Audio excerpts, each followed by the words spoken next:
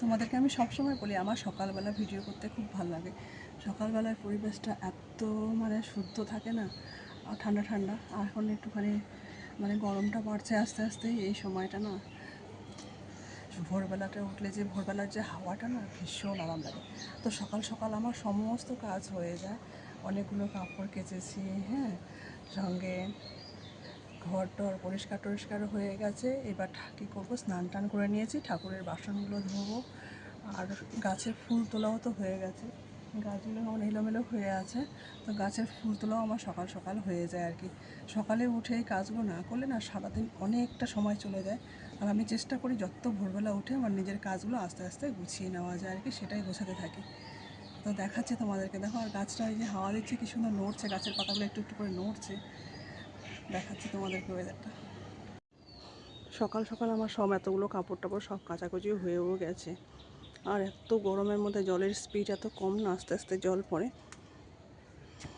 তারপরে যদি সকাল সকাল না কেচে ধুয়ে পরিষ্কার করে দেওয়া হয় না, তাহলে অনেক একবারে লেট হয়ে যাবে কাজ গুছাতে গুছাতে।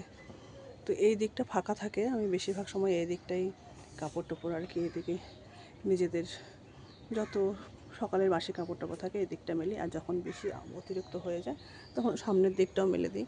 এদিকে যেমন মেয়ের স্কুলের ড্রেসটা ধুয়ে দিয়েছি, কারণ এই দুদিন তো পরীক্ষা নেই, আবার 6 তারিখে পরীক্ষা আছে। তো এই 2 দিন বন্ধ আছে বলে, এই 2 দিন কোথায় 4 দিন বন্ধ আছে বলে এখন স্কুলের ড্রেসটাকে ধুয়ে রেখে দিয়েছি। আর গাছের তো সব ফুল আমার তোলা হয়ে গেছে, দেখো। গাছের ফুল তুলে নিয়ে এসে এখন একটা উপরের দিকে রয়েছে মনে হয়, একটু একটু করে উপরের দিকে।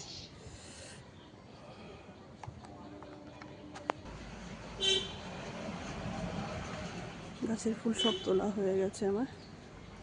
আর গরমের মধ্যে বিছনা চাদর প্রতিদিনকার চাদর প্রতিদিনই কাচতে হচ্ছে। সকাল সকাল চাদর টাদর বিছনা চাদর টাদর সব কেচে দিয়েছি। এইদিকে ফুলগুলো রয়েছে কিছু কিছু, দুই একটা উপরে হাত পাই না তো, উপরের দিকে রয়েছে। অপরাজিতা গাছটা, এখানে 2 রকমের ফুল হয়, দেখাচ্ছি তোমাদেরকে। একটা দেখো সাদা ফুল হয়, নীলটা খুব কম ফুটে, মানে নীল রঙেরটা না বেশি ফুটতে চায় না, ওই হঠাৎ হঠাৎ 2-1টা করে ফুটে। এই যে সাদা অপরাজিতাটা, সাদাটা ফুটেছে। তো আজকে দেখছি একটা নীলটা ফোটেনি। এই যে সাদা রঙেরটা দেখতে পাচ্ছ কে না জানি না ক্যামেরাতে, এই যে সাদাটা, সাদা রঙেরটা ফুটেছে, নীল রঙেরটা ফোটেনি আজকে। পাখিগুলো খাবে বলে পাখিগুলো আসছে, ওদেরকে ঝুড়ি ভাজা দেই একটু, ওরা খাবে। পাখিগুলোকে ঝুড়ি ভাজা খেতে দিলাম। এমন সময় ওর বাবা মর্নিং ওয়াক থেকে চলে এসে, পাখিগুলোরা ঝুড়ি ভাজা খাওয়ালো না। ওদেরকে ওর বাবাকে দেখে পাখিগুলো ভয়ে পালিয়ে গেছে। 2টো শালিক পাখি রোজ সকালবেলা আসে খেতে। তো দেখাবো কোনো একদিন, যদি ভিডিওটা করে রাখি তোমাদেরকে দেখাবো। তো আমি দেখো, আমার তো নিজেরও স্নান টান সব কিছু হয়ে গেছে, বাইরের কাজ তো গোছানো হয়ে গেছে, ঘরের ভিতরে কাজও গোছানো, ঘর তো একদম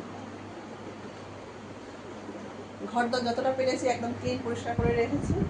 আর এইদিকে ঠাকুরের বাসনপত্র সব গুছিয়ে রেখেছি, এবার ঠাকুরের আসনটা আমাকে দিতে হবে আর কি। ফুলও তোলা হয়ে গেছে। আজকে দেখি কম টগর ফুল বেশি হয়নি, অল্প হয়েছে।